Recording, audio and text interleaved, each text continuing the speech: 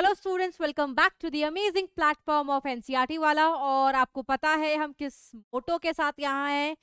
टीयूईटी का हम करने वाले हैं ऑब्जेक्टिव क्वेश्चंस के डिस्कशन। और आज जो चैप्टर हम डिस्कस करेंगे that is molecular basis of inheritance, principles of inheritance already हमने कर लिया है। अच्छा, एक बच्चे का कमेंट देखा था, मैम प्लीज थोड़ा सा एनसीईआरटी सेंट्रिक रहो। बेटा टोटली एक्सेप्ट कि एनसीईआरटी सेंट्रिक होना चाहिए बिकॉज आपने पढ़ा एनसीईआरटी है बोर्ड्स के लिए, बट ये एंट्रेंस एग्जाम है बच्चों, and there is a difference in the entrance exam and the CBSE board exam ना। सीबीएसई पेपर नहीं बनाने वाला है आपका, है ना, वैसा ही बिल्कुल सब्जेक्टिव जो आपने दे रखा है। हाँ, एनसीईआरटी स्पेसिफिक हो सकता है, इसीलिए आपको एनसीईआरटी स्पेसिफिक क्वेश्चंस कराया जा रहा है। बट क्योंकि जेनेटिक्स क्रॉस का है, एप्लीकेशन पार्ट है, इसीलिए आपको क्रॉस पे भी क्वेश्चंस कराए गए थे ना। और प्लीज आपके पास इसी हमारे ही चैनल्स पर, चाहे तुम एनसीडब्ल्यू की बात करो या और भी जो चैनल्स है, उस पे हर लेक्चर के वन शॉट हैं, है ना। प्लीज वन शॉट देख करके फिर ये क्वेश्चंस को करना, तभी यूजफुल होगा, अदरवाइज नहीं कर पाओगे आप। क्यों? क्योंकि आपको थ्योरी नहीं पढ़ाई जा रही है अभी बच्चों, आपको सिर्फ क्वेश्चन की प्रैक्टिस कराई जा रही है। जो क्वेश्चंस आपको पढ़ाया जा रहा है उसके करस्पॉन्डिंग थ्योरी हम बता दे रहे हैं, बट एक्चुअल मेन थ्योरी पढ़ के आओगे फिर इन क्वेश्चंस को करोगे बच्चों, that would be much more useful to you, है ना। इसीलिए थ्योरी पढ़ के आओ, अदरवाइज आप बोलोगे समझ में नहीं आया, फिर आप बोलोगे क्वेश्चंस कैसे लगेंगे बच्चों अगर आप पढ़ के ही अपनी तरफ से नहीं आ रहे हो, है ना। तो प्लीज आप पढ़ करके आओ, और एनसीईआरटी सेंट्रिक होगा, बिल्कुल होगा, टोटली एग्री। और कुछ एक्स्ट्रा क्वेश्चंस भी कराएंगे बच्चों, क्योंकि एंट्रेंस है, एंट्रेंस के पेपर थोड़े टफ आएंगे, आ सकते हैं, ठीक है। ओके, तो स्टार्ट करेंगे हम। सबसे पहले अपना क्वेश्चन डिस्कस करेंगे। सबसे पहला जो क्वेश्चन है कि 5174 जो वायरस है उसके पास 5386 न्यूक्लियोटाइड्स हैं, ठीक है। और उस न्यूक्लियोटाइड्स में नंबर आपको दिया हुआ है, आपको बताना है ग्लाइकोसिडिक बॉन्ड कितने होंगे, फॉस्फोडाइएस्टर बॉन्ड कितने होंगे इस जेनेटिक मटेरियल में, इस डीएनए में। सबसे पहली बात बच्चों, जितना न्यूक्लियोटाइड है, ठीक है, जितना न्यूक्लियोटाइड है, ठीक है, कितना न्यूक्लियोटाइड है, 5386 न्यूक्लियोटाइड, है ना। तो इतना नंबर ही ग्लाइकोसिडिक बॉन्ड का होगा और उतना ही नंबर फॉस्फोडाइएस्टर बॉन्ड का होगा, ये याद रखना, ठीक है, ये याद रखना है। क्यों?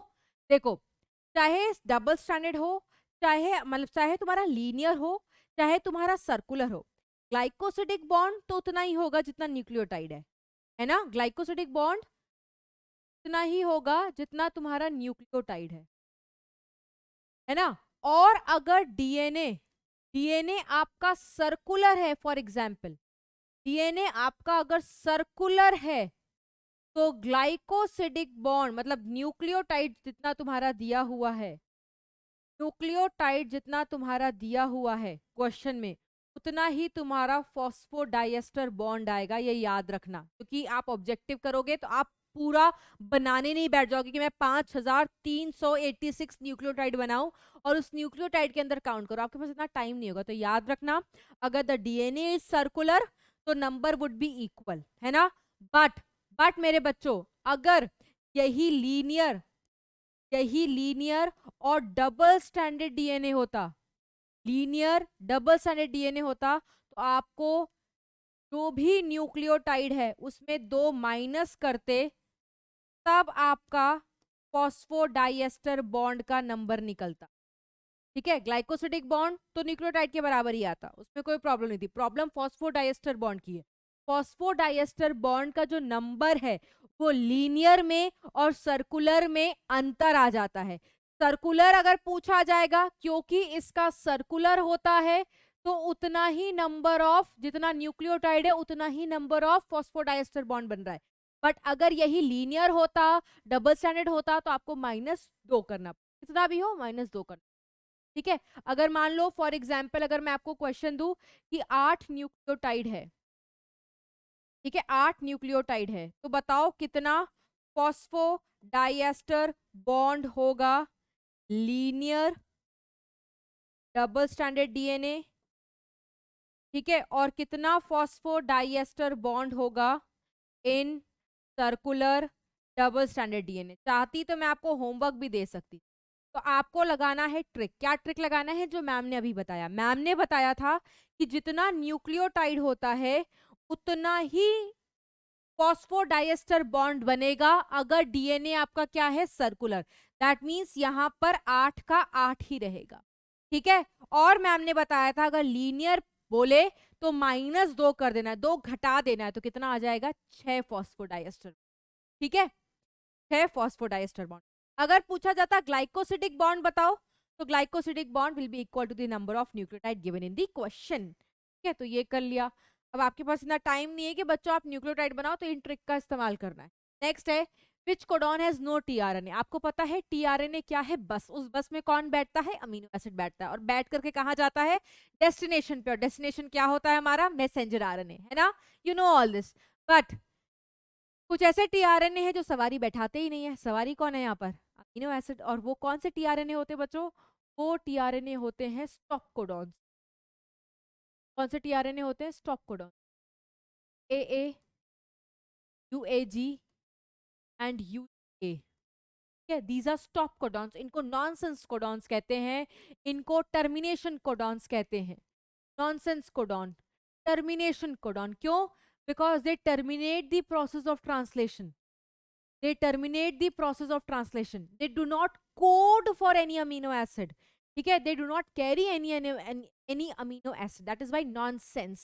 Stop the process of translation. ठीक है, देख लो कहाँ पर है? AG। ठीक है, बाकी सारे amino acid they are going to code for any of the, मतलब जो भी आप अमीनो एसिड पढ़ते हो 20 में से किसी ना किसी के लिए कोड करेंगे मेरे बच्चों, बट ये वाला किसी के लिए कोड नहीं करेगा। इसके लिए कोई, मतलब इस कोडॉन ये वाले के लिए आपके पास इनके लिए कोई बना ही नहीं। No tRNA. Why? Because they stop. नहीं आएगा कोई भी TR. Next, if a template strand of the DNA is with 3' to 5' polarity. ठीक है, ये है आपका टेम्पलेट। क्वेश्चन देखो दिया हुआ, this is a template strand. आपको इस डीएनए से जो एमआरएनए बनने वाला है ई कोलाई में, ये ई कोलाई का डीएनए दिया हुआ है, और ई कोलाई के डीएनए के रिस्पेक्ट में ये बता रखा है कि ऊपर वाला टेम्पलेट है। तो आपको बताना है कि एमआरएनए का सीक्वेंस क्या बन करके आएगा। सबसे पहली बात मेरे बच्चों, अगर ये तुम्हारा टेम्पलेट है तो जाहिर से बात ये क्या होगा? कोडिंग स्ट्रैंड होगा, है ना? और इसको कोडिंग स्ट्रैंड क्यों बोलते हैं? इसको कोडिंग स्ट्रैंड इसीलिए बोलते हैं कि जो अब नई आरएनए की सीक्वेंस आने वाली है वो बिल्कुल हूबहू इसी की तरह होगी। That is why it is said to be coding. क्योंकि कोड थोड़ी करते हैं, यहां थोड़ी आकर के एंजाइम लगती है। एंजाइम तो टेम्पलेट स्ट्रैंड को कन्वर्ट करती है एमआरएनए में, बट नीचे वाले को क्यों फिर कोडिंग कहा गया है? बिकॉज जैसा इसका सीक्वेंस है ना, बिल्कुल ऐसे ही सीक्वेंस वाला आरएनए बन करके आता है आफ्टर ट्रांसक्रिप्शन। डिफरेंस क्या होता है कि जहां जहां टी है, टी की जगह वहां वहां क्या हो जाएगा? यू। दैट मीन्स जो आरएनए बन करके आएगा, तो एमआरएनए बन करके आएगा जिसकी सीक्वेंस 5 प्राइम से 3 प्राइम होगी। ठीक है, यही नए नए आरएनए की डायरेक्शन होती है, 5 प्राइम टू 3 प्राइम। तो वो कैसा होगा? मैडम ने तो लिख ही दिया है पूरा, आप भी लिख लो।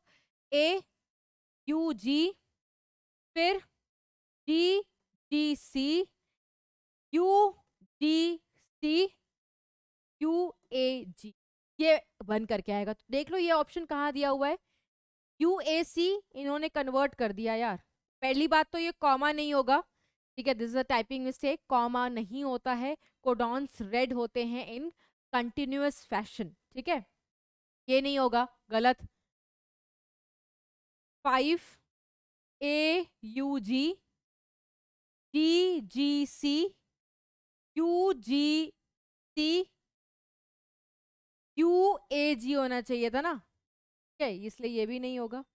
उसके बाद देखो 5 prime AUG, GGC, UGC, UAG, ये तो बिल्कुल सही है, यही तो हम ढूंढ रहे थे। ये क्यों गलत है? क्योंकि सीक्वेंस इसके जैसे मैच नहीं। ठीक है, अब बच्चे क्या करते हैं ना, टेम्पलेट को कन्वर्ट करेंगे, इसका कॉम्प्लीमेंट्री बनाएंगे। आपको वैसे तो आप सही कर रहे हो, ठीक है, आप बिल्कुल सही कर रहे हो। टेम्पलेट स्ट्रैंड एक डीएनए की स्ट्रैंड है, इसका कॉम्प्लीमेंट्री ही एमआरएनए बन करके आता है।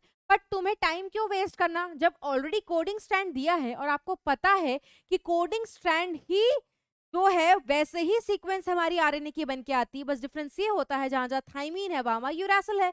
तो हमने वही तो किया है, जहां जहां थाइमीन है वहां यूरासिल से रिप्लेस कर दिया है, तो जो सीक्वेंस बन करके आई है वही हमारी नई एमआरएनए की। ठीक है, तो इसका इस्तेमाल करोगे। नेक्स्ट, ट्रांसलेशन क्या होता है? ट्रांसलेशन का मतलब होता है कन्वर्जन। किसका कन्वर्जन? लैंग्वेज का कन्वर्जन। बिल्कुल सही बात है, ये लैंग्वेज का कन्वर्जन है यार। जैसे आपने सुना होगा French translator, English translator, Spanish translator. तो ट्रांसलेशन वर्ड लैंग्वेज के कन्वर्जन को बोलते हैं। यहाँ कैसे आ गया फिर, हमारे बायोलॉजी में कैसे घुस गया फिर ट्रांसलेशन? क्योंकि यहाँ पे भी जो जेनेटिक इंफॉर्मेशन होती है ना, वो लैंग्वेज के फॉर्म में होती है। तो देखो क्या करते हैं हम ट्रांसलेशन में, एमआरएनए को कन्वर्ट करते हैं किस में? प्रोटीन में। ठीक है, तो हम क्या कन्वर्ट करते हैं? Language of mRNA, language of mRNA is converted into the language of protein, is converted into the language of protein. अब प्रोटीन की भाषा क्या है? प्रोटीन की भाषा होती है amino acid. Protein amino acid के बने हैं, ठीक है। और एमआरएनए की भाषा क्या होती है?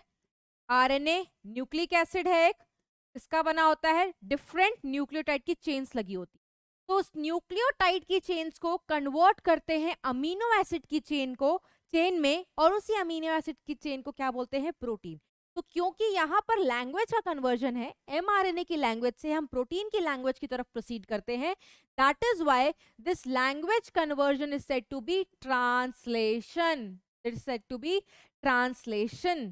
ठीक है, अब देखो ऑप्शन देखो क्या लिखा हुआ है, it is dictated by RNA and represented by RNA. Translation पहली बात तो किससे बन रहा है? Translation is what? एमआरएनए के कोडॉन्स का इस्तेमाल होता है। ठीक है, एमआरएनए के कोडॉन्स का इस्तेमाल होता है प्रोटीन बनाने के लिए। ठीक है, तो आपको पता है बच्चों, जैसे जैसे ये देखो एमआरएनए कहां से बनता है? देखो डीएनए, डीएनए के टेम्पलेट स्ट्रैंड का कॉम्प्लीमेंट्री बनता है आरएनए, है ना। और आरएनए से हम बनाते हैं प्रोटीन। तो प्रोटीन बनाने के लिए इंफॉर्मेशन कहां से आई? डीएनए से तो आई। मतलब डीएनए ने डिक्टेट किया। डिक्टेटरशिप किसकी चल रही है? डीएनए की। डीएनए ही वो सारा का सारा डिक्टेशन करता है कि कौन सी प्रोटीन बनने वाली है। ठीक है, बट प्रोटीन बन किससे रही है? मैसेंजर आरएनए से। फॉर एग्जाम्पल ये मैसेंजर आरएनए है जिसकी पोलैरिटी 5 प्राइम टू 3 प्राइम है, और यहां पर एक कोडॉन लगा हुआ है AUG, फिर लगा हुआ है GUG। तो जिस प्रकार का कोडॉन है, जैसे एक कोडॉन ये हो गया, दूसरा कोडॉन ये हो गया, ये कोडॉन कौन सा अमीनो एसिड कोड करेगा? मेथियोनिन। ये कोडॉन कौन सा अमीनो एसिड कोड करेगा? वेलिन, है ना। तो यही अमीनो एसिड जो बन रहे हैं, यही आगे जाकर के प्रोटीन की चेन बनाएंगे।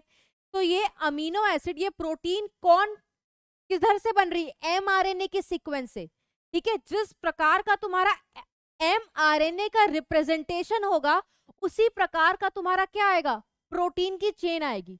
ठीक है, तो रिप्रेजेंटेशन कौन कर रहा है? आरएनए। बट ये आरएनए को डिक्टेट किसने किया? डीएनए ने। तो ट्रांसलेशन को हम बोलते हैं it is dictated by DNA and represented by mRNA codons which in turn is going to form the polypeptide chain. तो देखो क्या लिखा हुआ है, dictated by RNA, no. Represented by RNA, ये तो ठीक था। Dictated by DNA, represented by DNA, DNA के कोडॉन्स थोड़ी इस्तेमाल होते हैं, एमआरएनए कोडॉन्स इस्तेमाल होते हैं। Dictated by DNA and represented by RNA, yes this is, ठीक है, this is right. Represented by DNA, this is okay. Next, next, E. coli has 4.6 into 10 to the 6 base pairs in DNA. Find the length of E. coli DNA. अच्छा, तो बहुत सारे लोग परेशान हो सकते हैं, भैया लेंथ पूछ रहे कैसे करें? पर आपको तो पता है लेंथ तो एनसीईआरटी गिवन है, एनसीईआरटी सेंट्रिक बच्चा कहता है ना, यस। तो आपको तो पता ही है बच्चों, the answer would be 1.36 mm। ये हमारी एनसीईआरटी में जब पैकेजिंग पढ़ोगे, अच्छा पैकेजिंग यूकेरियोट्स की भी होती है, तो आप याद कर सकते हो ई कोलाई के जो डीएनए की लेंथ होती है दैट इज 1.336 mm। ठीक है, पैकेजिंग करते हैं प्रोकैरियोट का। ठीक है, तो उसमें ये सब कुछ एक्सप्लेन किया गया होगा जब आप बोर्ड्स भी दे रहे होगे। ठीक है मेरे बच्चों, तो आंसर इसका क्या हो जाएगा 1.36 mm। अगर यही सेम टाइप ऑफ क्वेश्चन होता और आपसे बोलता कि ह्यूमन डीएनए का कैलकुलेट करो लेंथ, ह्यूमन डीएनए का लेंथ कैलकुलेट करो। ठीक है, तो वैसे अगर आपको रटा हुआ है तो आप 2.2 मीटर टाक से टिक कर दोगे। जैसे अगर कुछ बच्चों को नहीं आता तो परेशान नहीं होना है। लेंथ कैसे निकाला जाता है, लेंथ निकालने के लिए, लेंथ ऑफ डीएनए निकालने के लिए आपको क्या पता होना चाहिए, जिस भी ऑर्गेनिज्म का लेंथ पूछा गया है उसका आपको जीनोमिक कंटेंट पता होना चाहिए। जैसे ह्यूमन डीएनए का ह्यूमन जीनोमिक कंटेंट कितना होता है, अगर मैं जीनोमिक कंटेंट बोलूं तो जीनोम्स क्या होते हैं, जीनोम्स आर हैप्लॉइड, है ना। जीनोम्स क्या होते हैं बच्चों, जीनोम्स आर हैप्लॉइड, है ना। Sorry sorry, genomes are haploid. पहली बात तो आपको इतना पता होना चाहिए, सबसे पहले फॉर्मूला क्या करना है, फॉर्मूला इस्तेमाल करना है। फॉर्मूला कैसे इस्तेमाल करते हैं, देखो फॉर्मूला क्या होता है लेंथ ऑफ डीएनए को निकालने का, जिस भी ऑर्गेनिज्म का पूछा हुआ है उसका आपको क्या पता होना चाहिए कि उसका जीनोमिक कंटेंट क्या है, क्योंकि ह्यूमंस डिप्लॉयड होते हैं। अगर तुम एनसीईआरटी देखोगे तो ह्यूमन का genomic content 3.3 into 10⁹ base pairs है। ठीक है, 10⁹ बेस पेयर्स हैं। तो बेटा जीनोम पूछेगा तो 3.3 इंटू 10⁹ बेस पेयर्स पूछो लिखोगे। अगर ह्यूमन डिप्लॉयड सेल का पूछ लिया गया, ह्यूमन डिप्लॉयड सेल का पूछ लिया गया तो इसमें 2 मल्टीप्लाई करना पड़ेगा, 3.3 इंटू 10⁹ बेस पेयर्स, क्योंकि ये हैप्लॉयड सेट है। डिप्लॉयड मतलब 2n। ठीक है, तो n आपको पता है 3.3 इंटू 10⁹, तो 2 से मल्टीप्लाई कर दो, कितना आ जाएगा 6.6 into 10⁹ base pairs. For example आपको ह्यूमन के डीएनए की लेंथ निकालनी है, आपने निकाल तो लिया है डिप्लॉयड सेल में कितना होता है, तो 6.6 इंटू 10⁹ बेस पेयर्स, है ना। अब इसको किससे मल्टीप्लाई करोगे, आपको पता है, आपने पढ़ा हुआ है बी फॉर्म ऑफ डीएनए। ठीक है, जो वॉटसन एंड क्रिक ने एक्सप्लेन किया था, आपको ये भी पता है 11th क्लास के बायोमोलिक्यूल्स में पढ़ा है बच्चों, और यहाँ 12th में भी पढ़ा होगा कि जो डिस्टेंस होता है 2 कॉन्जिक्यूटिव बेस पेयर्स के बीच में दैट इज 0.34 नैनोमीटर, है ना। अब इस नैनोमीटर को किस में कन्वर्ट करोगे, मीटर में कन्वर्ट करोगे। इतनी गणित और इतनी फिजिक्स में कन्वर्जन तो सीख ही ली है। 6.6 10⁹ को किससे मल्टीप्लाई करोगे, इस चीज से मल्टीप्लाई करोगे 0.34 नैनोमीटर को मीटर में कन्वर्ट करने के लिए 10⁻⁹ मीटर। ठीक है, अब क्या करोगे, सारा कुछ मल्टीप्लाई कर दोगे, और सारा कुछ मल्टीप्लाई करने के बाद तुम्हें आंसर, मल्टीप्लाई कर लो यार, कैलकुलेटर का इस्तेमाल करो, तो जो तुम्हारा आएगा value that will be close to 2.2 metre. तो इतना टाइम लगाने से अच्छा है कि आप या तो सीधा सीधा याद कर लो, दैट वुड बी 2.2 मीटर। अब आपके लिए होमवर्क है मेरे बच्चों, ये वाली वैल्यू कैसे आई होगी, सुनना कैसे आई होगी। इसके लिए भी आपको लेंथ निकालने के लिए वही फॉर्मूला है। क्या फॉर्मूला है, अगर आपके लिए ई कोलाई का लेंथ पूछा हुआ है तो ई कोलाई का बेस पेयर आपको पता ही है 4.6 × 10⁶ बेस पेयर्स, है ना, जैसे हमने यहाँ किया था। अब क्या करोगे, हम जो ये डिस्टेंस पढ़ते हैं ना वो बी फॉर्म ऑफ डीएनए है। और क्यों आपको NCERT B form of DNA का ही सब कुछ बताती है, रीजन बीइंग क्योंकि B form of DNA is the most common type of DNA.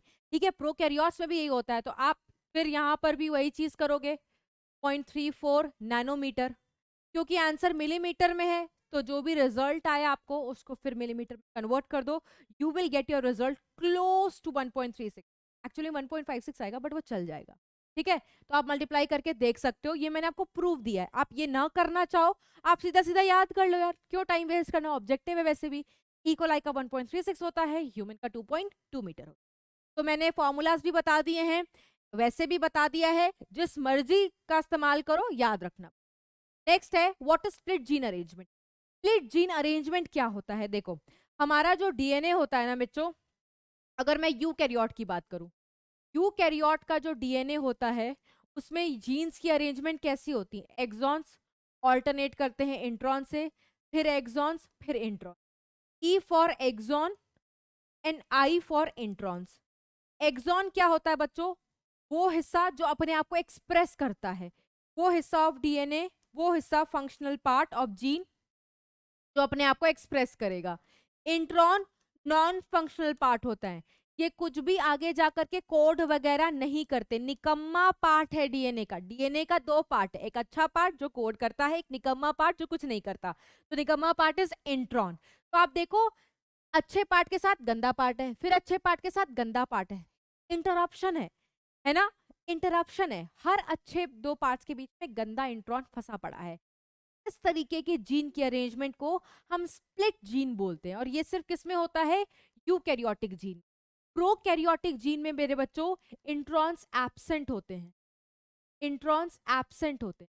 अगर मैं आपको प्रोकैरियोटिक सेगमेंट दिखाऊं तो इनके सेगमेंट में सिर्फ और सिर्फ एक्सॉन्स ही होता है, देयर इज नो इंट्रॉन। ठीक है, तो there is no alternative arrangement of exon and intron, कोई इंटरप्शन नहीं है, देयर इज नो स्प्लिट। ठीक है, next, which gene in lac of is constitute. बेटा जीन दो प्रकार के होते हैं, एक होता है कॉन्स्टिट्यूटिव, कॉन्स्टिट्यूटिव, और एक होता है लग्जरी। कॉन्स्टिट्यूटिव जीन को हम हाउस कीपिंग जीन बोलते हैं। क्या बोलते हैं, house keeping gene, house keeping gene. ठीक है, हाउस कीपिंग जैसे होटल्स वगैरह में जाते हो, बटन दबाया, हाउस कीपिंग स्टाफ को बुला लेते हो, जब मर्जी फोन करोगे तब वो आपके लिए हाजिर हो जाते हैं आपकी सेवा, है ना। मतलब तुम्हारा डिमांड है, डिमांड की फटाफट आ गए, मतलब always ready to serve you, है ना। तो यहाँ पर इन जीन्स को हाउसकीपिंग क्यों बोल रहे हैं, क्योंकि हमेशा सेल में बनते रहेंगे चाहे इनकी जरूरत हो या ना हो, ऑलवेज। ठीक है, बट लग्जरी जीन वो जीन होते हैं जो जरूरत पड़ेगी तभी अपने आप को एक्सप्रेस करते हैं। लग्जरी आप हर टाइम तो अफोर्ड नहीं कर सकते यार, हम थोड़ी टाटा अंबानी है ना। जब जरूरत लगती है, फील होता है, शौक होता है, तो हम थोड़े से पैसे खर्च करते हैं और लग्जरी को अफोर्ड कर लेते हैं। दैट मीन्स कैसे रिलेट करोगे, लग्जरी जीन वो जीन है जो हमेशा ऑलवेज एक्सप्रेस नहीं होती, तभी एक्सप्रेस होती है जब उसका काम हो। कॉन्स्टिट्यूटिव जीन हमेशा एक्सप्रेस होती है, जैसे लैक ओपरॉन में लैक आई जीन था, ये हमेशा ही एक्सप्रेस होता है, और एक्सप्रेस होने के बाद रिप्रेसर प्रोटीन बनाता ही रहता था, चाहे इसकी जरूरत हो या ना हो। Luxury genes switch off switch on mechanism show करते हैं, याद करो, स्विच ऑफ या स्विच ऑन मैकेनिज्म शो करते हैं। लैक ओपरॉन में जैसे तीन जीन्स आपने पढ़े थे, जेड, वाई और ए। ठीक है, ये तीनों जीन्स लग्जरी जीन्स हैं, हमेशा एक्सप्रेस नहीं होते थे। ये जीन्स लैक ओपरॉन के हैं, लैक फॉर लैक्टोज, याद करो, अगर नहीं याद होगा क्वेश्चंस नहीं बनेंगे।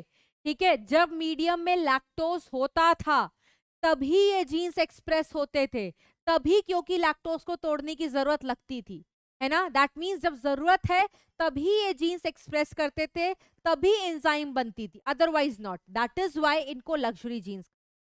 ठीक है, और आई जीन हमारा कॉन्स्टिट्यूटिव जीन होता है, चाहे उनकी जरूरत हो या ना हो, बनते। ठीक है, next, which codon is exception with respect to degeneracy. Degeneracy क्या होता है बच्चों, आपके पास 64 कोडॉन्स होती हैं, 64 कोडॉन्स में से 3 कोडॉन तो किसी काम के नहीं है क्योंकि वो स्टॉप हैं। कौन कौन से हैं ऑलरेडी बता दिया। ठीक है, उसके बाद आपके पास बचे 61 कोडॉन्स। उन 61 कोडॉन्स में से क्या होता है, आपको, आपके पास कॉम्बिनेशन 61 के हैं, बट आपके पास अमीनो एसिड तो 20 ही है ना। आपके पास अमीनो एसिड्स क्या है, अमीनो एसिड्स तो 20 ही है, इजंट इट। तो कहते हैं बच्चों, क्या कहते हैं कि जरूर से हमेशा आप देखना कि ऐसे बहुत सारे कोडॉन्स होंगे that is going to code for only one type of amino, that is said to be degenerate.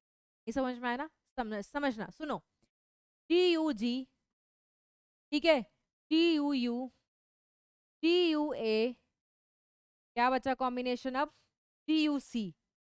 ये कोडॉन हो, ये कोडॉन हो, ये कोडॉन हो, ये कोडॉन हो, ये एक ही अमीनो एसिड कोड करते हैं, दैट इज वलीन.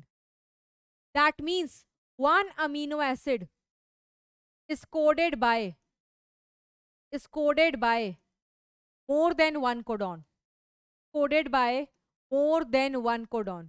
और इसी को क्या बोलते हैं? डीजेनरेसी. जब एक अमीनो एसिड को कोड करने के लिए एक से ज्यादा codon, so that is said to be डीजेन.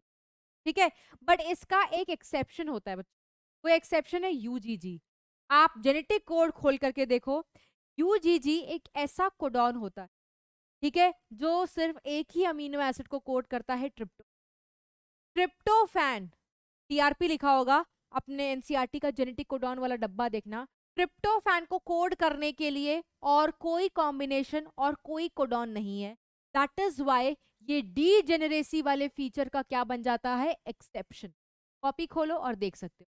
अगर आपको ऑप्शन में स्टॉप कोडॉन दिख रहा है, स्टॉप कोडॉन तो कोई सी अमीनो एसिड कोई कोड नहीं करता, वो तो डीजेनेरेसी का हिस्सा नहीं है. ठीक है, तो कंफ्यूज मत हो. Okay, next. Which one of the following is a Kornberg enzyme?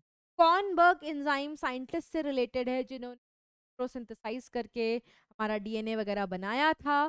तो किस एंजाइम को कॉर्नबर्ग एंजाइम बोलते हैं बच्चों? देखो यहाँ पर जितने भी एंजाइम, ये Kornberg enzyme it is related to DNA, not related to RNA. ठीक है, तो अभी मैम ने क्या बताया?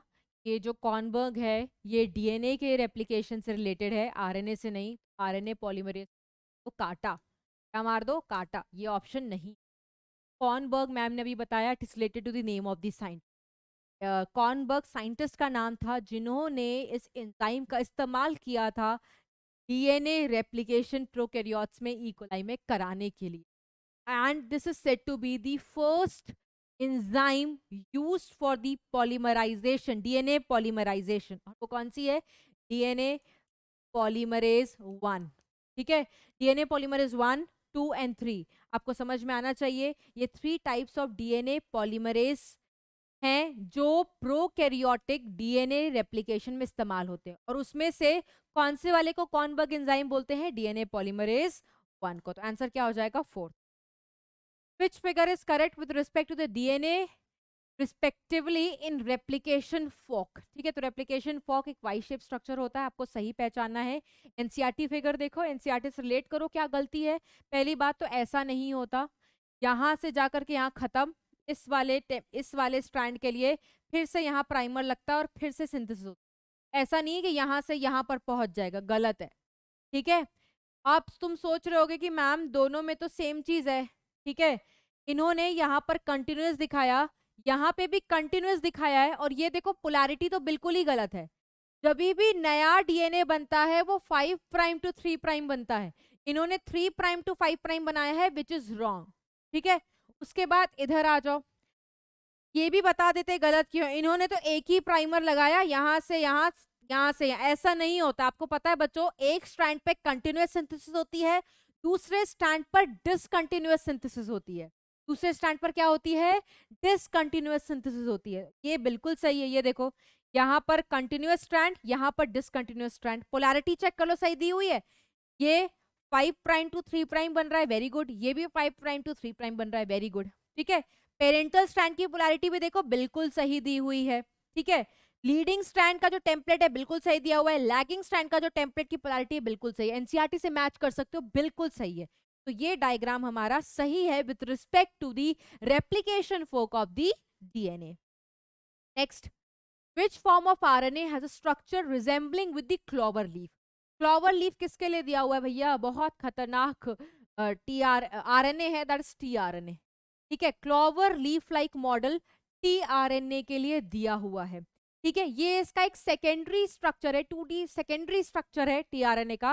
एक्चुअल स्ट्रक्चर जो टीआरएनए का होता है वो इन्वर्टेड एल है. ये थोड़ा सा कॉम्प्लेक्स होता है, इसीलिए जनरली आपको क्लोवर लीफ लाइक स्ट्रक्चर का डायग्राम दिखाया जाता है टीआरएनए. ठीक है, next, a nucleotide differs from a nucleoside. ठीक है, nucleotides differ from a nucleosides. देखो,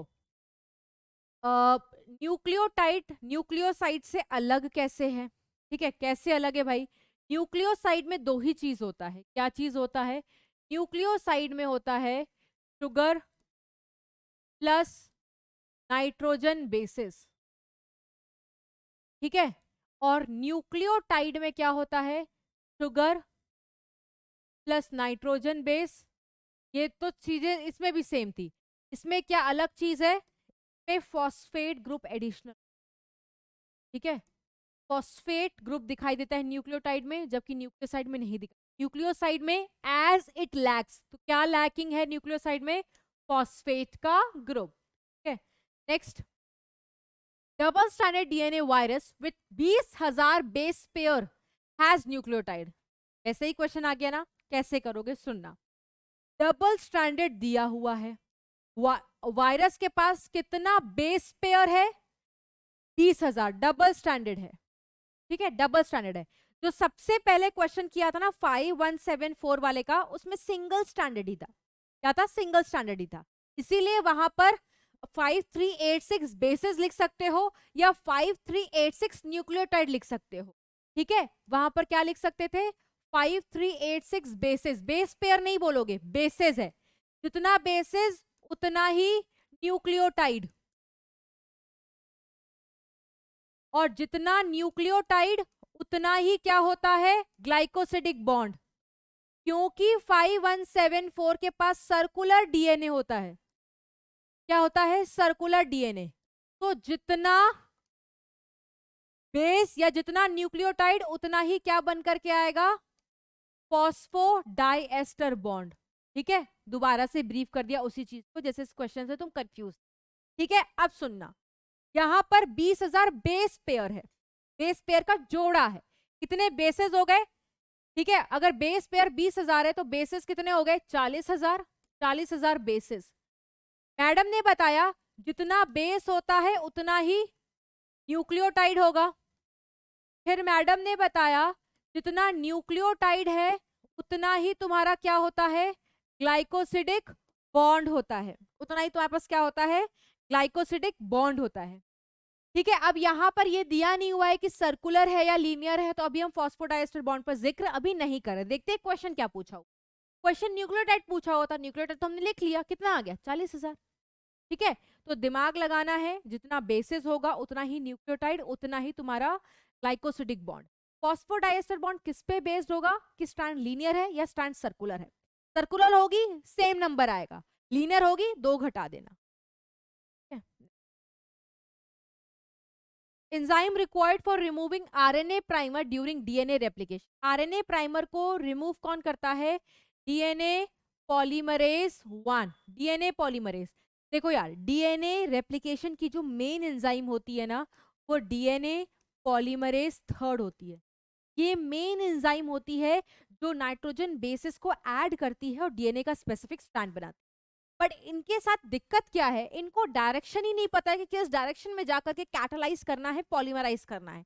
इनको यार सीढ़ी की चाहिए मदद, ठीक है। इनको किसी का सहारा चाहिए इनको गाइड करने के, और वो गाइडेंस इनको कौन प्रोवाइड करता है? वो गाइडेंस इनको प्रोवाइड करता है आरएनए प्राइमेस। आरएनए प्राइमेस एक एंजाइम है जो आरएनए की छोटी सी सीक्वेंस बनाती है, जिसको हम क्या बोलते हैं? आरएनए की प्राइमर।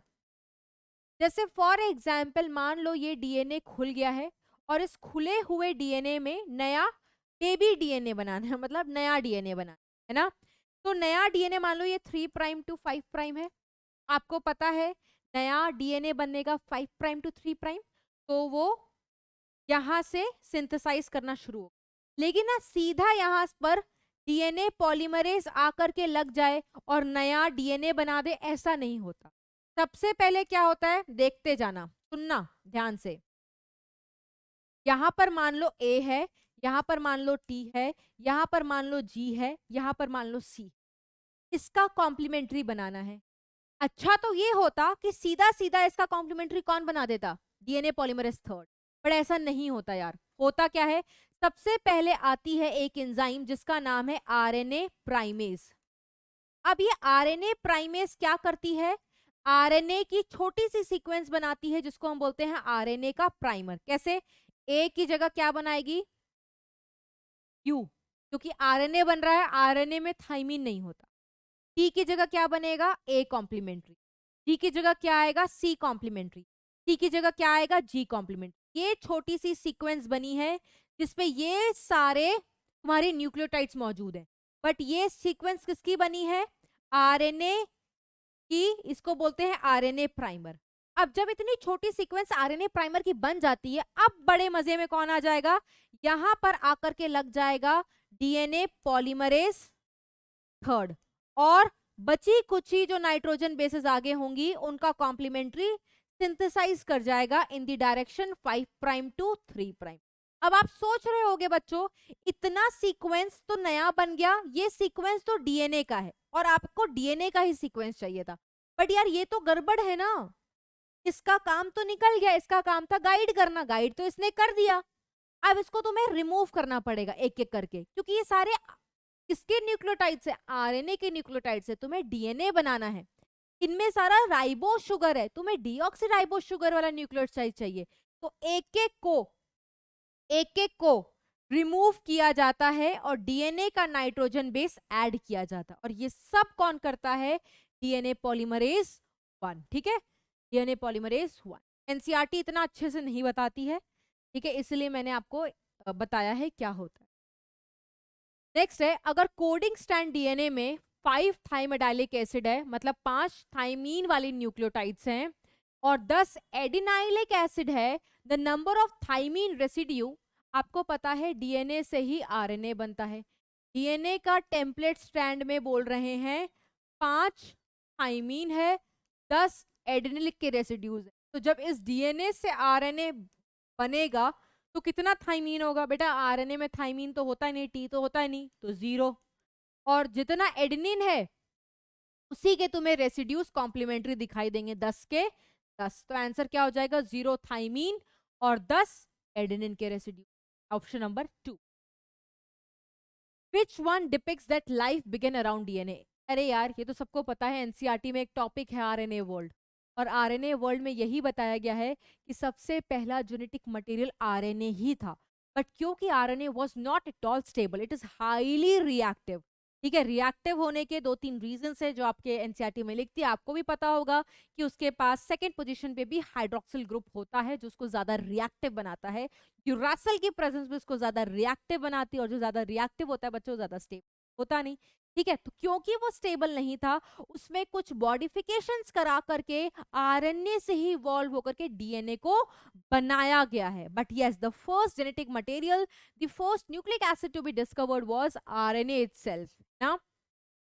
और आरएनए अडेप्टर मॉलिक्यूल होता है, यस, टीआरएनए एक अडेप्टर आरएनए भी बोलते हैं हम इसको। ठीक है, बिल्कुल सही बात है। rRNA has catalytic property, yes this is also true. rRNA ribosomal RNA है, और राइबोसोमल आरएनए बड़े सारे टाइप के होते हैं, जिसमें से एक टाइप होता है 28S राइबोसोमल आरएनए। इस तरीके का राइबोसोमल आरएनए यूकैरियोटिक राइबोसोम में मिलता है। याद करो, बिना याद किए तो तुम भूल जाओ कि तुम मॉलिक्यूलर बेसिस के क्वेश्चंस कर पाओगे। ठीक है, और दूसरा 23S राइबोसोमल आरएनए, ये जो राइबोसोमल आरएनए ये कहां पर बनता है, प्रोकैरियोटिक राइबोसोम के अंदर। तो ये जो दोनों राइबोसोमल आरएनए है ना, they can act as enzyme. ठीक है, और you can say they can act as catalyst. किस प्रोसेस में, राइबोसोम के फॉर्मेशन में, सॉरी किसमें, ट्रांसलेशन वाले प्रोसेस में। क्योंकि ये दोनों राइबोसोम्स के यूनिट हैं, और राइबोसोम्स के unit they are acting as enzyme, तो इसको राइबोजाइम भी बोलते हैं। तो definitely ribosomal RNA can act as catalyst, बिल्कुल सही बात है।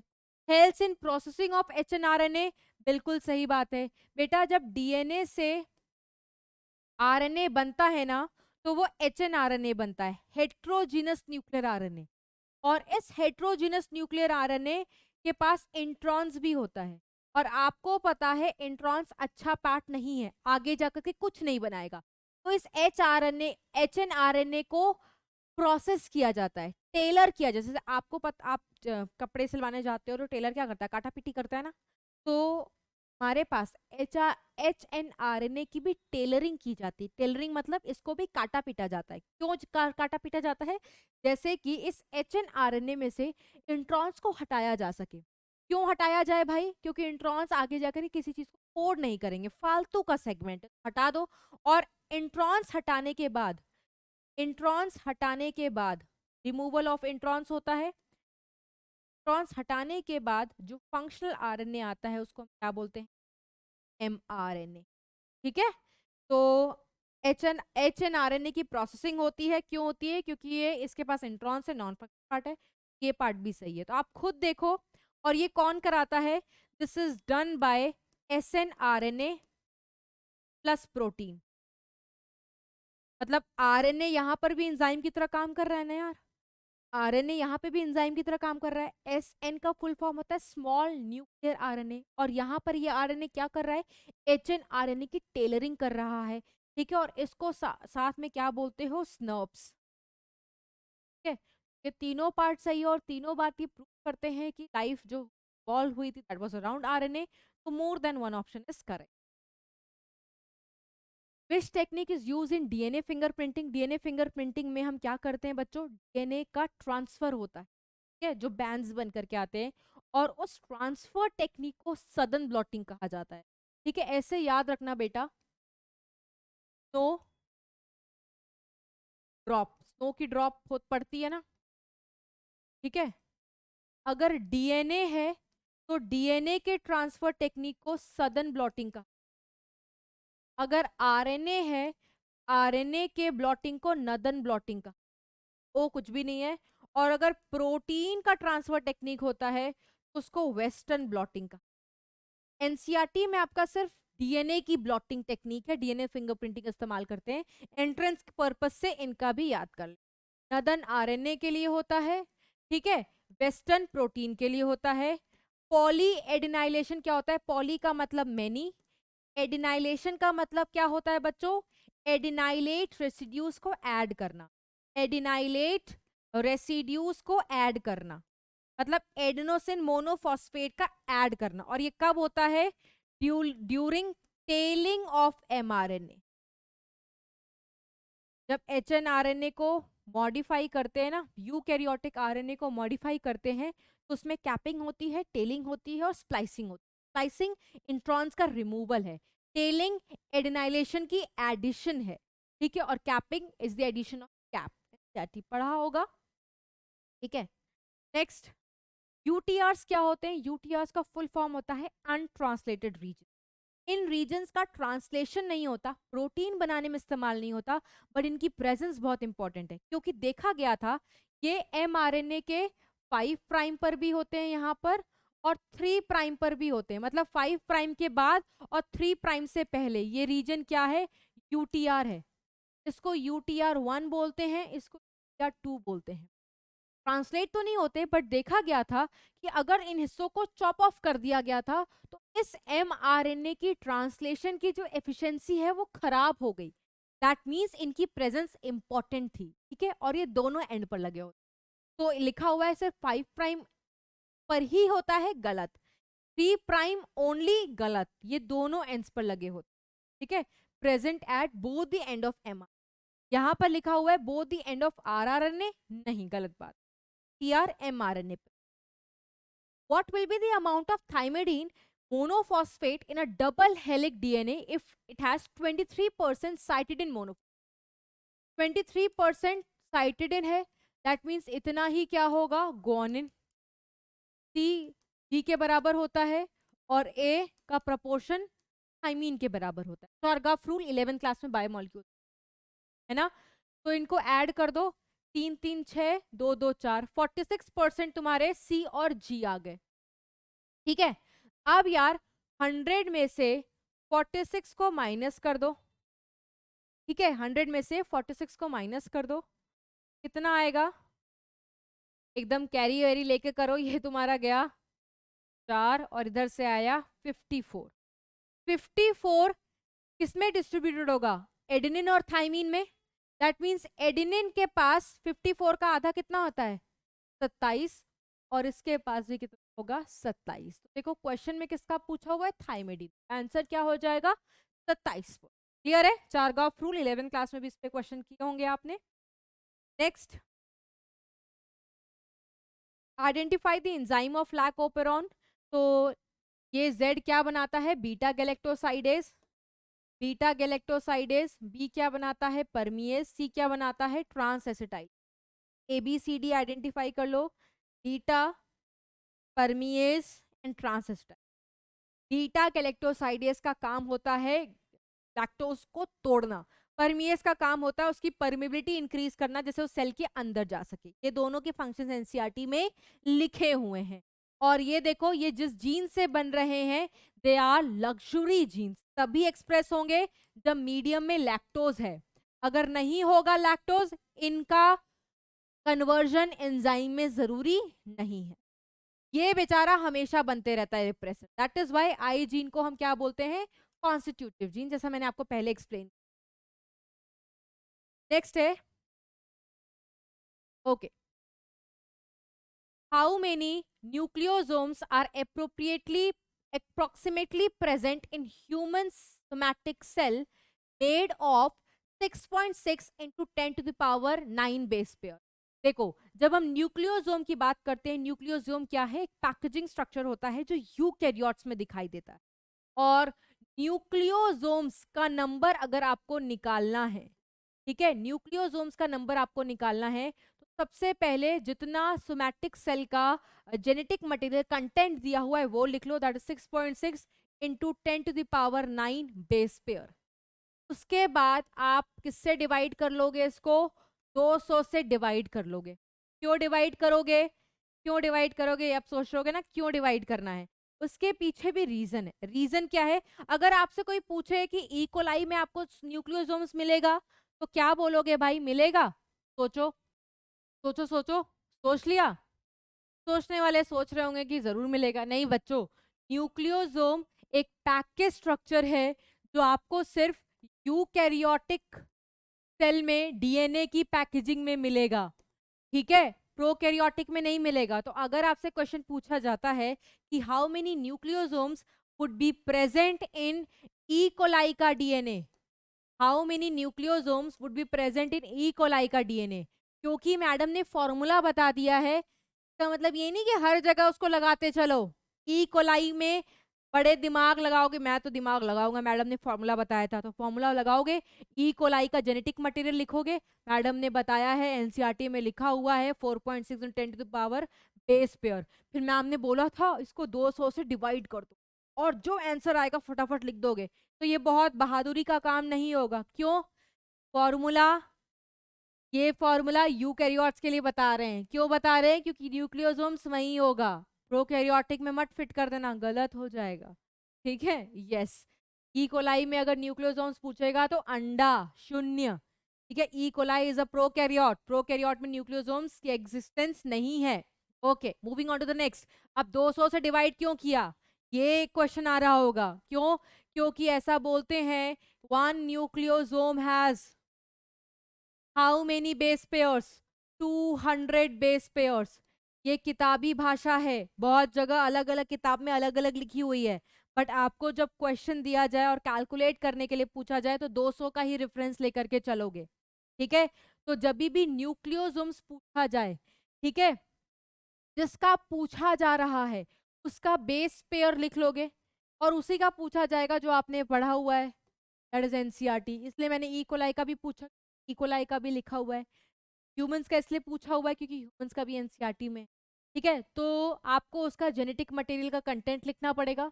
हमारे सोमैटिक सेल में 6.6 × 10 टू पावर 9 होता है, 200 से डिवाइड करना पड़ेगा, तो जो रिजल्ट आएगा वो आपका नंबर ऑफ न्यूक्लियस। तो इसको मोटा मोटा अगर मैं डिवाइड करूँ तो 3.3 वाला आंसर होगा, ठीक है। और ये 2 ऊपर जाएगा 10 टू द पावर -2, ठीक है। तो क्या बन जाएगा 10 to the power 7, 3.3 × 10 to power 7, ये होगा आपका आंसर, ठीक है। तो फॉर्मूला देखो, फॉर्मूला से हम सब कुछ कर लेंगे। नेक्स्ट है, how many phosphodiester bonds are present in a nucleotide of E coli made of 4.6 × 10 to power 6 base pair. आपको पता होना चाहिए ई कोलाई एक सर्कुलर डीएनए है। ठीक है, कैसा डीएनए है? एक सर्कुलर डीएनए है। ये बेस पेयर है, सबसे पहले बेसेस निकाल लो। बेस पेयर का डबल ही तो होगा। ठीक है, बेस पेयर है तो यहां से ये भाषा से समझ में आ चुका होगा कि ई कोलाई का स्ट्रैंड डबल स्ट्रैंडेड है। ये डबल स्ट्रैंड सर्कुलर डीएनए है। ठीक है, पेयर्स लिखा हुआ है। ठीक है, तो बेसिस कितने होंगे? Twice of 4.6 into 10⁻6। कितना हो गया? 6 2 12, कैरी 4 2 9.2 इंटू 10⁻6। ये तुम्हारा बेस का नंबर आया है। जितना बेस होता है उतना ही तुम्हारा न्यूक्लियोटाइड होता है, अभी बताया था। तो न्यूक्लियोटाइड 9.2 इंटू 10⁻6 आएगा। जितना तुम्हारा न्यूक्लियोटाइड उतना ही तुम्हारा ग्लाइकोसिडिक बॉन्ड, दैट इज 9.2 10⁻6। ठीक है, जितना तुम्हारा बेस आएगा उतना ही तुम्हारा फॉस्फोडाइएस्टर बॉन्ड भी आएगा। क्यों? क्योंकि स्ट्रैंड कैसा है? सर्कुलर है। अगर स्ट्रैंड लीनियर होता तो मैं -2 कर देती, बट लीनियर तो है नहीं। कैसा है? सर्कुलर है, तो वही आएगा। ये ट्रिक मैंने आपको पहले ही बता दी है। आंसर क्या हो जाएगा? ये। Next, if the base sequence of DNA for one strand is 5 prime TGCC GTAC 3 prime coding strand, find the base sequence of the mRNA। सबसे अच्छी बात यह है बच्चों कि ये कोडिंग स्ट्रैंड दिया हुआ है। जैसा कोडिंग स्ट्रैंड होता है वैसा ही आरएनए की सीक्वेंस आती है, बस डिफरेंस होगा कि टी की जगह U, UGCC GAC 3 prime to 5 prime. अब देख लो आंसर ये कहाँ कहाँ मैच कर रहा है। ठीक है, ये देखो हमारे पास ये दिया हुआ है UGCC GUAC। ठीक है, ये दिया हुआ है 3 प्राइम टू 5 प्राइम, ये तो होगा नहीं। ठीक है, उसके बाद इन्होंने, ये तो गलत हो गया ऑप्शन नंबर थर्ड। अब ये देखो UGCC GUAC 5 prime to 5 prime, ये तो 5 प्राइम टू 3 प्राइम होना चाहिए था, ये भी गलत। अब ये देखो क्या दिया हुआ है। अब तुम सोचोगे मैम हमारा तो फिर कोई ऑप्शन ही नहीं मिलेगा। क्यों नहीं मिलेगा यार? ये देखो, धड़ से पढ़ना शुरू करो। ठीक है, देखो पढ़ो अब। 5 प्राइम से 3 प्राइम जाओ। UGCC GUAC मिल तो गया। ठीक है, मिल तो गया। चाहे कान ऐसे पकड़ो चाहे ऐसे पकड़ो, है ना। तो तुम्हें 5 प्राइम टू 3 प्राइम जाना था, तुम 5 प्राइम टू 3 प्राइम ही तो गए हो और सेम सीक्वेंस मिला, तो यही आएगा। आंसर क्या हो जाएगा? Option number 1। बेटा मॉलिक्यूलर बेसिस ऑफ इनहेरिटेंस और प्रिंसिपल्स वाला जो चैप्टर है, इस पे बड़े अच्छे क्वेश्चन के लिए आपको क्वेश्चन ट्रिकी जरूर लग रहे होंगे, बट थ्योरी अगर आपको याद है या मैम जो आपको बता रही है वो स्ट्राइक अगर आपको कर रहा है तो आप क्वेश्चंस कर जाओगे। एंट्रेंस है यार, एंट्रेंस। ठीक है, नेक्स्ट, एक क्वेश्चन पीछे रह गया था। Yes, in eukaryotes the tRNA and the 18S RNA कौन बनाता है? यूकैरियोट्स में 3 प्रकार की एंजाइम होती है आरएनए बनाने के लिए, RNA polymerase 1, RNA polymerase 2 and RNA polymerase 3। RNA polymerase 1 क्या करती है बच्चों? आरएनए पॉलीमरेज 1 राइबोसोमल आरएनए बनाती है। यूकैरियोट्स में कौन कौन सा राइबोसोमल आरएनए बनाती है? 18S वाला, 28S वाला और 5.8S वाला। 5S आरएनए कौन बनाता है? ये सब कुछ एनसीईआरटी में लिखा हुआ है। आरएनए पॉलीमरेज, आरएनए पॉलीमरेज 2 का काम होता है HNRNA बना, जो आगे जाकर के मॉडिफाई होकर के क्या बनाता है? mRNA। RNA polymerase 3 5S ribosomal RNA के साथ साथ टीआरएनए बनाती है, टीआरएनए के साथ साथ ScRNA बनाती है, स्मॉल साइटोप्लाज्मिक आरएनए, और एक और आरएनए बनाती है स्मॉल न्यूक्लियर आरएनए।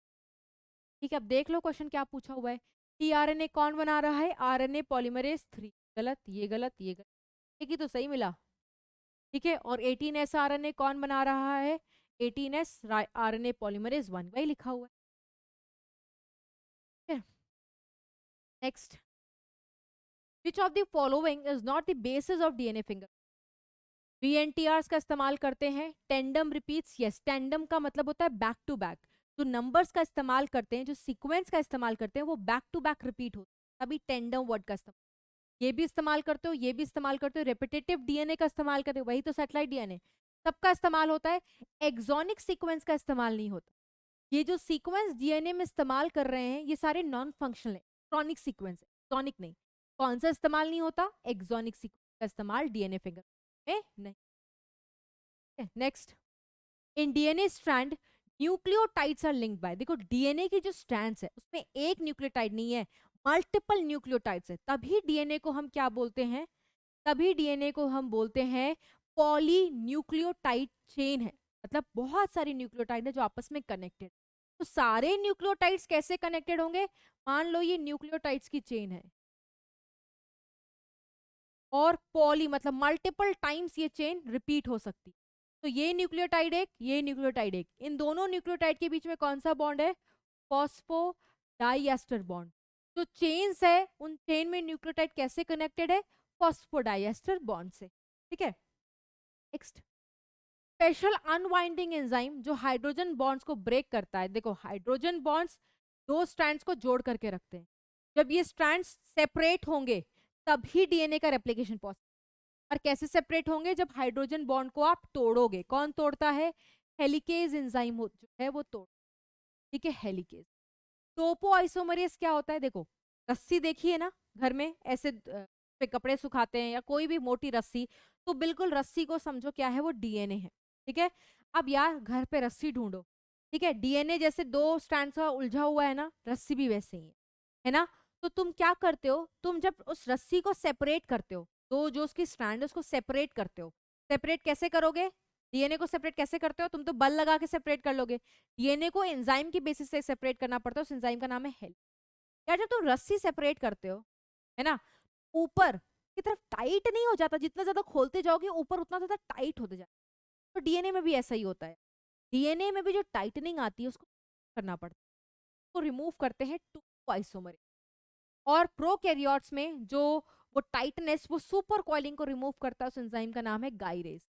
गाइरेज वर्ड हम प्रोकैरियोट में इस्तेमाल। और डीएनए पॉलीमरेज तो पॉलीमराइजेशन वाली एंजाइम जो नया डीएनए बनाती, सारे एंजाइम का फंक्शन भी। इसमें डीएनए पॉलीमरेज थर्ड सबसे इंपॉर्टेंट होती है क्योंकि वो बहुत स्पीड से पॉलीमराइज डीएनए को बना सकती है। Rate of polymerization is very very fast DNA polymerase third का, इसीलिए इसको मेन एंजाइम कहा। ठीक है, नेक्स्ट, टेमिनिज्म क्या है? टेमिनिज्म वर्ड आया है टेमिन से। टेमिन, टेमिन एंड बाल्टीमोर, ये एक साइंटिस्ट का नाम है जिन्होंने रिवर्स ट्रांसक्रिप्शन के बारे में बताया। रिवर्स ट्रांसक्रिप्शन का मतलब क्या है? आरएनए से डीएनए का बनना। और ये कब होगा? जब किसी में RNA as a genetic material हो। और ये किस में होता है? कुछ रेट्रोवायरसेस में, लाइक HIV। ठीक है, तो टेमिनिज्म, क्योंकि टेमिन ने इसके बारे में बताया था, डीएनए से आरएनए का बनना ट्रांसक्रिप्शन है, आरएनए से डीएनए का बनना रिवर्स ट्रांस। ये तभी हो सकता है जब एक एंजाइम होती है बच्चों, दैट इज रिवर्स ट्रांसक्रिप्टेज, और ये किस में होता है? कुछ वायरसेस में, लाइक एच। ठीक है, तो ये टेमिनिज्म is the another name of reverse transcription. कहां से आया? टेमिन से आया, क्योंकि टेमिन ने इनके बारे में बताया। Okay, next, which bond is absent in the genetic material of 517? ये सिंगल स्टैंडर्ड का जेनेटिक मतलब एक ही स्ट्रैंड है, उसके पास दूसरा स्टैंड तो कोई है ही नहीं। जब दो स्टैंड्स होते हैं तब हाइड्रोजन बॉन्ड्स की जरूरत, यहाँ पर हाइड्रोजन बॉन्ड्स की जरूरत नहीं पड़ेगी, तो इट वुड बी एब्सेंट। देखो वायरस है तो न्यूक्लियोटाइड्स तो यहाँ पर भी होंगे, है जेनेटिक मटेरियल, अगर भले वायरस का ही है, जेनेटिक मटेरियल है तो न्यूक्लियोटाइड्स प्रेजेंट होंगे। और एक न्यूक्लियोटाइड के अंदर पेंटोज शुगर होता है। ठीक है, पेंटोज शुगर किससे जुड़ा होता है? शुगर से। शुगर से जुड़ा है तो ग्लाइकोसिडिक बॉन्ड से जुड़ा है, तो ग्लाइकोसिडिक बॉन्ड तो एग्जिस्ट कर रही होगी। अब इसी में फॉस्फेट आकर के जुड़ जाए, फॉस्फेट ग्रुप आकर के जुड़ जाता है, तो किस बॉन्ड से जुड़ता है? फॉस्फो एस्टर बॉन्ड से जुड़ता है। तो एक न्यूक्लियोटाइड, ये पूरा का पूरा क्या है आपका? इस ये पूरा का पूरा आपका न्यूक्लियोटाइड है ना? क्यों? क्योंकि इसमें पेंटोज शुगर भी है, नाइट्रोजन बेस भी है, सॉरी, पेंटोज शुगर भी है, नाइट्रोजन बेस भी है और फॉस्फेट भी है। तीनों ग्रुप जब होता है तो ये हमारा एक न्यूक्लियोटाइड है। तो एक न्यूक्लियोटाइड में ग्लाइकोसिडिक बॉन्ड और फॉस्फोएस्टर बॉन्ड तो होगी होगी। और यहाँ पर कितने सारे न्यूक्लियोटाइड है? बड़े सारे न्यूक्लियोटाइड है। हर न्यूक्लियोटाइड इस बॉन्ड से जुड़ा होता है, दैट इज फॉस्फोडाइएस्टर। तो आपको फॉस्फोडाइएस्टर बॉन्ड भी मिलेगा, ग्लाइकोसिडिक बॉन्ड भी मिलेगा, फॉस्फोएस्टर बॉन्ड भी मिलेगा। क्या नहीं मिल रहा है? Hydrogen. Next, RNA polymerase 1 does not catalyze the transcription of 5s RNA। अभी मैंने आपको एक क्वेश्चन में बताया था कि कौन कौन सा RNA polymerase का टाइप कौन कौन से स्पेसिफिक RNA को बनाता है, ठीक है? तो RNA polymerase 5s को नहीं बनाता। कौन बनाता है? RNA polymerase थर्ड मेरे बच्चे। Next, which of the following bond is not found in nucleotide of RNA। अभी मैंने आपको न्यूक्लियोटाइड का डायग्राम दिखाया था, ये है न्यूक्लियोटाइड। और इस न्यूक्लियोटाइड में आप देख सकते हो सिर्फ एस्टर बॉन्ड और ग्लाइकोसिडिक बॉन्ड ही तो है। जब न्यूक्लियोटाइड की चेन पूछी जाती है ना, तब उसमें तुम्हें फॉस्फोडाइएस्टर बॉन्ड दिखाई देगा, पर उसमें तो आरएनए का न्यूक्लियोटाइड है। तो आरएनए की न्यूक्लियोटाइड में तो यही तीन चीज होगी, और इन तीन में आपको फॉस्फोडाइएस्टर बॉन्ड तो नहीं दिखाई दे रहा ना। तो क्या चीज एब्सेंट होगी? Phosphodiester bond absent. नेक्स्ट है टेलरिंग ऑफ HNRNA। अभी मैंने आपको बताया था HNRNA को काटना पीटना पड़ता है, टेलर करना पड़ता है। क्यों? क्योंकि HNRNA, HN को हेट्रोजीनस न्यूक्लियर RNA बोलते हैं, क्योंकि इसके पास non functional part of the DNA भी मौजूद है, दैट इज इंट्रॉन्स। तो हटा देंगे भाई, हटाने के प्रोसेस को टेलरिंग बोलते हैं या स्प्लाइसिंग बोलते हैं। कौन करता है ये भी पहले बता चुकी हूँ, दैट इज स्नर्प्स प्रोटीन। कौन? स्नर्प्स। स्नर्प्स में क्या आता है? SNRNA along with some proteins। SNRNA को कौन सा एंजाइम बनाता है ये भी हम पढ़ेंगे, ठीक है? नेक्स्ट, इन यूकैरियोट डीएनए का रेप्लिकेशन कहाँ होता है? ट्रांसक्रिप्शन और ट्रांसलेशन का कहाँ होता है? देखो ये हमारा यूकैरियोटिक, ऐसे नहीं, ये हमारा यूकैरियोटिक सेल है। इस यूकैरियोटिक सेल में हमारे पास क्या है? एक न्यूक्लियस होगी। इस न्यूक्लियस में हमारा डीएनए है। डीएनए सबसे पहले बनाता है HNRNA। HNRNA नॉन फंक्शनल होता है, क्यों? इंट्रॉन्स मौजूद। तो इस HNRNA को मॉडिफाई करके क्या बनाया जाता है? mRNA। और RNA का बनना ट्रांसक्रिप्शन है। तो आप खुद देख सकते हो कि ट्रांसक्रिप्शन कहाँ चल रही है? न्यूक्लियस के अंदर। डीएनए क्योंकि न्यूक्लियस के अंदर है तो रेप्लिकेशन भी न्यूक्लियस के अंदर हो रही है। बट ट्रांसलेशन कहाँ होगी? mRNA को ट्रांसपोर्ट करके साइटोप्लाज्म में लाया जाता है। और साइटोप्लाज्म में ट्रांसपोर्ट जब ये हो जाते हैं, mRNA जब साइटोप्लाज्म में आ गया, तब इसको किस में कन्वर्ट करते हैं? प्रोटीन। आप खुद देख सकते हो बच्चों, ट्रांसलेशन कहाँ हुई? साइटोप्लाज्म में। ट्रांसक्रिप्शन कहाँ हुई? न्यूक्लियस में। रेप्लिकेशन भी कहाँ हुई? न्यूक्लियस। क्योंकि सेल क्या था? यू।